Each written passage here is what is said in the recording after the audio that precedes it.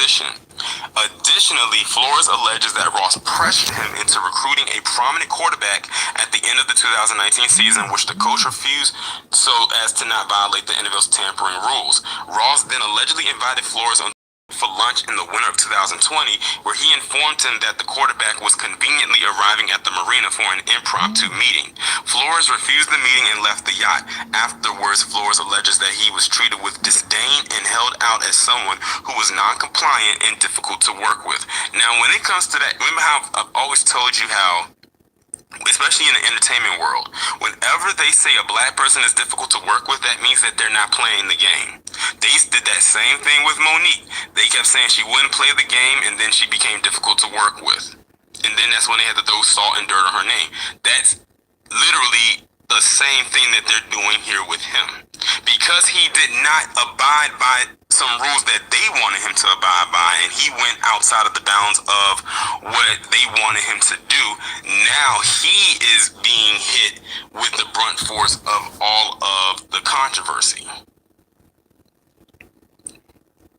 He was fired on January 10th despite recording the Dolphins' first back-to-back winning season since 2003, 10-6 in 2020, and 9-8 in 2021. Flores also alleged that the Giants interviewed him last month for their head coaching vacancy for no other reason than compliance with the NFL's Rooney Rule, which requires teams to interview minority candidates for their open positions. The league has amended that rule in recent years and now says teams must hold an in-person interview with at least one external minority candidate for any general manager or head coach opening. Flores alleged he spoke with Giants via Zoom on January 18th prior to the team hiring former Buffalo Bills assistant general manager Joe Schoen as its GM on January 23rd. He said that next day Schoen finalized his interview date for January 27th, and Giants co-director of player personnel Tim McDonald texted Flores saying he hoped he would come in and win the effing job. However, hours later, Flores' lawsuit alleges he received a series of text messages from Patriots coach Bill Belichick, which I'm going to show, under whom Flores worked for 10 years in New England. In those texts, Belichick... That's the evidence right there. The text that Bill Belichick sent to him. That might be all the evidence that he needs that these folks do to try to cover themselves up. I'll tell you. Continuing on. Told Flores he had heard from the Buffalo and New York Giants that you were their guy. Flores asked Belichick to clarify whether he meant to talk to him or Brian DeBall, who was also in the running for the Giants. Belichick acknowledged his error and informed him that the Giants wanted the ball. Sorry, I effed this up. I double-checked and misread the text. I think they were naming Brian DeBall. I'm sorry about that, Belichick allegedly texted. Flores alleges that his January 27th interview with the Giants, which satisfies the Rooney Rule because he was the first minority candidate in person, was a sham. New York hired DeBall, the former Bills offensive coordinator, a day later. Flores alleges that a similar scenario occurred when he interviewed with the Broncos for their head coaching job in 2019. Flores says that the then Denver general manager John Elway, among others, arrived to the interview an hour late and hung over, alleging that they had been drinking heavily the night before. The Giants, Dolphins, and Broncos responded separately to the allegations Tuesday. The Giants said they were pleased and confident with their hiring process. We interviewed an impressive and diverse group of candidates. The team appreciate the like. The fact of the matter is Brian Flores was in the conversation to be our head coach until the 11th hour. Ultimately, we hired the individual we felt was most qualified to be our next head coach. The Dolphins vehemently denied the allegations against them while noting that they are proud of the diversity and inclusion throughout our organization. The implication that we acted in a manner inconsistent with the integrity of the game is incorrect, the team said. And the Broncos detailed their January 5th, 2019 interview with Flores, saying it started promptly at 7:30 a.m. in Providence, Rhode Island, lasted 3.5 hours, and was conducted with 5 team executives. Pages of detailed notes, analysis, and evaluations from our interview demonstrate the depth of our conversation and its sincere interest in Mr. Flores as head coaching candidate, the team said. The process was thorough and fair to determine the most qualified candidate for our head coaching position. The Broncos will vigorously defend the integrity and values of our organization and its employees from such baseless and disparaging claims. Denver ultimately hired Ben Fangio for the position. In the lawsuit, Wigder Law LLP, the firm representing Flores, said the coach hopes to shine a light on the racial injustices that take place inside the NFL. Among the areas Flores said he would like to see addressed: increased influence of black individuals in hiring, increase the objectivity of hiring, terminating GMs, head coaches, and coordinators, increase the number of black coordinators, incentivize hiring, retention of black GMs, head coaches, and coordinators, transparency of pay for GMs, head coaches, and coordinators. The lawsuit seeks unspecified damages from the NFL, which called the claims without merit Tuesday. The NFL and our clubs are deeply committed to ensuring equitable employment practices and continue to make progress in providing equitable opportunities throughout our organizations. The league said in a statement, "Diversity is core to everything we do, and there are a few issues on which our clubs and our internal leadership spend more time. We will defend against these claims, which are without merit." Flores, who turns 41 later this month, had been tied to head coaching vacancies with the Houston Texans and New Orleans Saints since his firing by the Dolphins. New Orleans interviewed him for his head coaching vacancy Tuesday, according to ESPN's Mike Triplett. "God has gifted me with a special talent to coach the game of football, but the need for change is bigger than my personal goals," Flores said in a statement put out by the Wigder firm. "In making the decision to file the class action complaint today, I understand that I may be risking the coaching the game that I love and that has done so much for my family and me. My sincere hope is that by standing up against systemic racism in the NFL, others will join me to ensure that positive change is made for generations to come." Douglas Wigder, a lawyer for Flores, told the New York Times that Wigder Law LLP is looking into allegations from the other coaches who could be a part of the class action suit. He noted that Flores reached out to the firm on the same day he received the Belichick text messages. So what I'm going to do now is I'm going to bring up those text messages. So here's a picture of or a screenshot of those text messages that he was sent, or that he was talking to discussing when he was talking to Bill Belichick. So it says right here, and now the blue is Brian Flores, and the gray of the black is Bill Belichick. He says, "Sounds like you've landed, congrats." And then he says, "Did you hear something that I didn't?" He says, "Giants." He says, "I interview on Thursday. I think I have a shot at it." He says, "Got it. I hear from Buffalo and New York NYG that you were there out if you wanted to." And he says, "That's definitely what I want. I hope you're right, Coach. Thank you." And he says, "Coach, are you talking to Brian Flores or Brian DeBall? Just making sure." Then over here it says, "Sorry, I effed up. I double checked. I misread the text. I think they are named DeBall. I'm sorry about that. B." And then I think right at the end, I don't know, I forget what he put. This is cut off right here, but you can tell by this blue that he was responding back to him. So that's basically how he found out that he didn't get the position. That's how he found out. Ain't that in a nutshell, that he didn't get it. Damn. That is messed up. Yeah, that is some messed pretty up when fucked you up really shit. think about it. Mm-hmm. You know, like basically, like I said, they were basically stringing him along. Mm-hmm. They probably had no intention of hiring his him, nigga ass. and because of his response, they just knew without the shadow of a doubt that he wasn't going to get it. Mm-hmm. They probably already knew that was the case. Oh, he was already selected. He was not. By the way, Brian DeBall, he was already selected for the job. You know what I'm saying? He was already selected for the job. Yeah, that was a damn interview. You gonna interview a guy after you done chosen the person? I'm sure a lot of this have gone on in workplaces before. I'm sure this happened, but we don't have any proof as to what other corporations have done this type of thing, because the people who do the interview, they keep the shit on the down low. You know what I'm saying?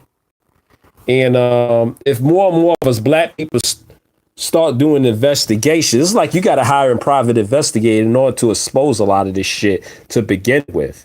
And we don't have any money to be hiring no goddamn private investigator. See, that's the problem. This is how these crackers get over on us and have been getting over on us for years and years. Going to get that job. But they had to honor the Rooney Rule, so they said, why not?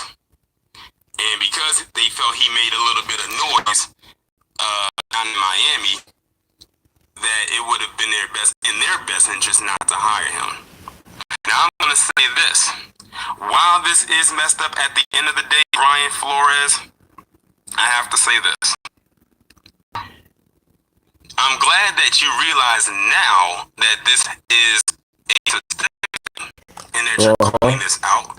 And yet, I have a feeling he's not going to, like, this is probably definitely going to affect his future in the NFL. Yeah, he's not going to get another coaching job.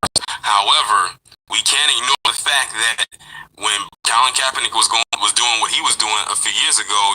Yeah, they gonna treat him like Kaepernick. They're gonna treat him like Mahmoud Abdul Rauf and any other athlete who has spoken out against the sports establishment leagues. Oh, he's not gonna get a job. So if he really think that he was gonna get a job, he is completely naive on how this shit works. And then again, I'm sure he probably knew he wasn't gonna never get another job. You know what I'm saying? Maybe he's getting tired of being shoot, what's that word? He's getting tired of not being a patsy, but tired of being a fucking figurehead. And I don't blame him. I think as black people, we should all be tired of this shit.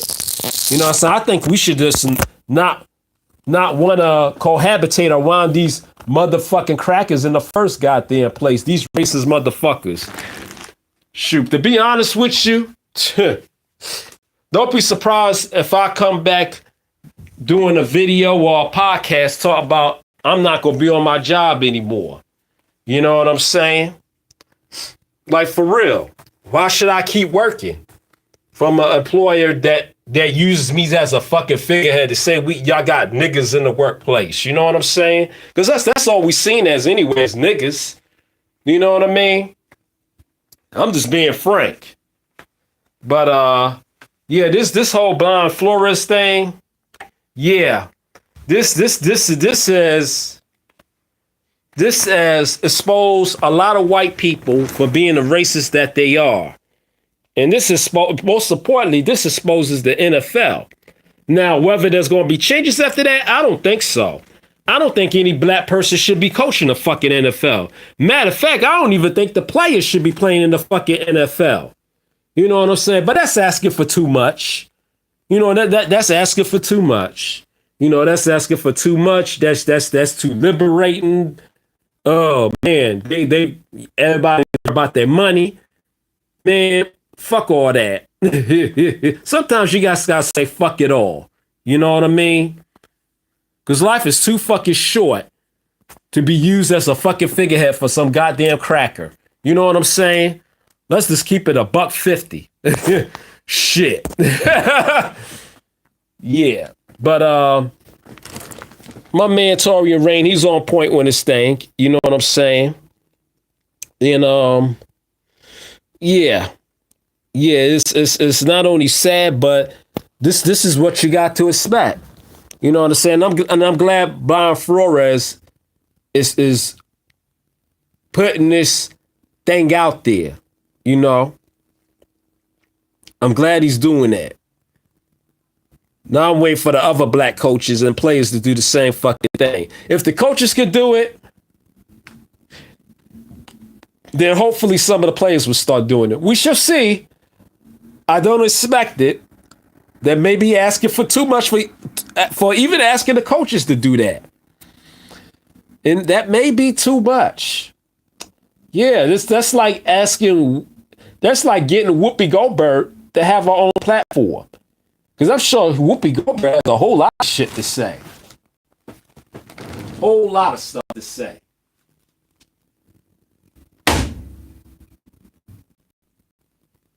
So, yeah.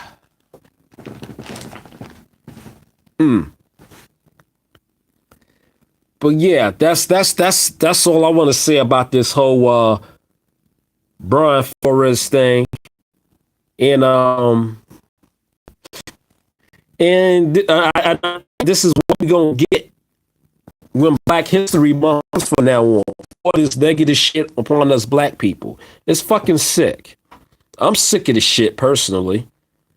I really am. I'm really sick of this shit. I'm really sick of these stupid ass motherfucking crackers. They coming out doing all types of videos. Man, I probably will have content for motherfucking days, maybe years, on how much shit these motherfuckers be saying, yo. Matter of fact, shit. Fuck it. You know what? This is another thing that has pissed me off too. Everybody loving the Newsmax TV. Well, today This out. I want to talk about something very near and dear to my heart. My deep appreciation for the men and women in blue and the outrageous war on police that has to stop now. Just a few days Fuck the ago, I police, experienced one of the most moving and unforgettable sights. Seeing and standing with a sea of thousands upon thousands of law enforcement officers from around the world who came out to honor slain NYPD officer Wilbert Mora. It was a cold day in New York, but that didn't matter. For some, an airline flight thousands of miles away, but that did not Excuse me matter there. either. What did matter was to pay tribute to a fallen comrade. Wilbert Mora was one of two comrades fatally shot while responding to a January 21st domestic dispute at a Harlem apartment, shot and killed by a repeat offender with a long rap sheet. Never should have been out on the streets to begin with. I never had the honor to meet Mora, but I now know him. I was in St. Patrick's Cathedral as his family described him as a gentle giant who always wanted to be a cop. I also was near his mom when she received that folded flag that draped his coffin, seeing the unspeakable anguish of her irreplaceable loss. And I also heard Mora's sister in her eulogy demanding change in the system, asking how many more Wilbert Moras have to die before the justice system works for the good guys, for all of us. We owe the Mora family and every person who puts on that uniform our passionate and unwavering efforts to push for change now. A record number of law enforcement officers last year were intentionally killed in the line of duty. This year, let's make it the year we stand up for our police, for their grieving families, and for safety. I was glad to see that the soft-on-crime Manhattan District Attorney Alvin Bragg reversed some of his lenient policies this week after massive public backlash. That's a good start. Let's throw the book at repeat offenders, united, and throw our full support to our courageous law enforcement. And let's always throw our arms around a family member who waits at all hours of the night, each and every day, praying their loved one makes it home. Wilbert Mora's mother knows he lives on. His organs were donated to give life to 5 other people, and that includes his heart. Imagine being that lucky person to receive that gift of life, to truly have the heart of a hero.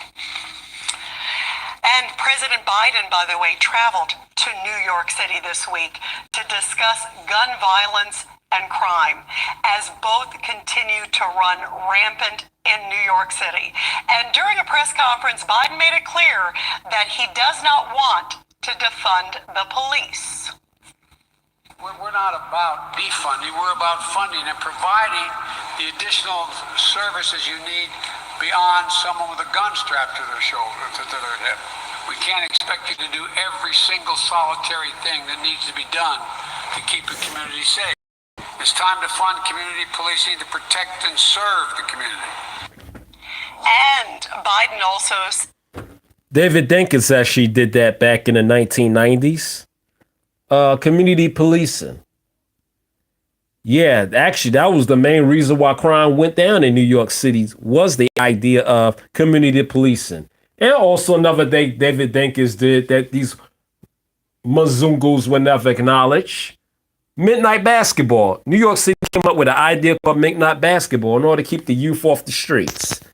You know what I'm saying? See, they'll never talk about those things. But they love to talk about some Dan Giuliani like he's a fucking hero and this shit. Fuck him. This was all before Giuliani became mayor.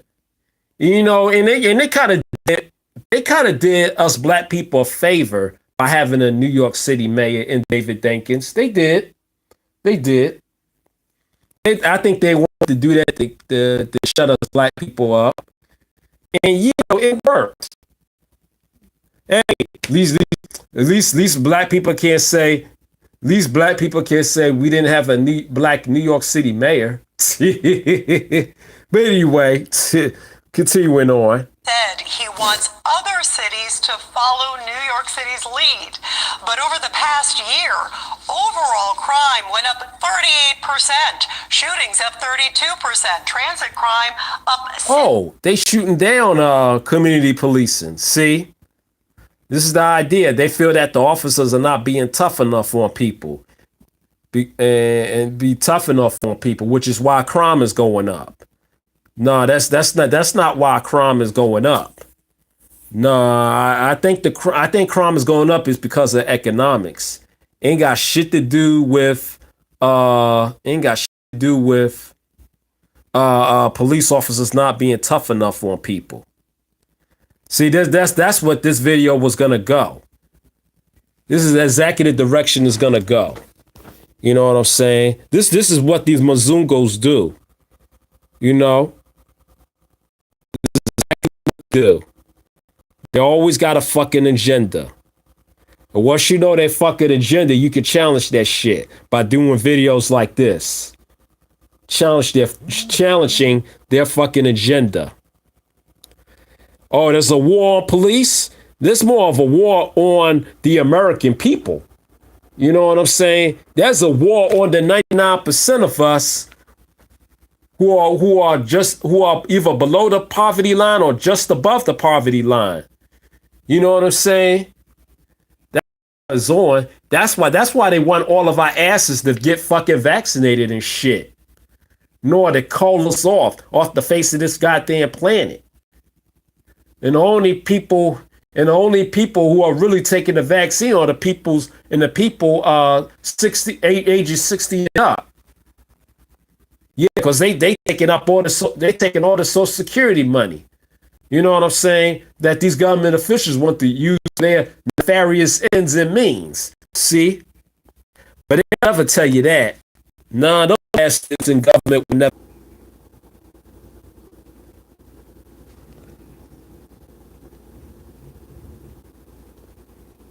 Yeah, I don't know how this Brian Flores situation has led to this, but yeah, I guess I'm kind of like on one today. Yeah, man. But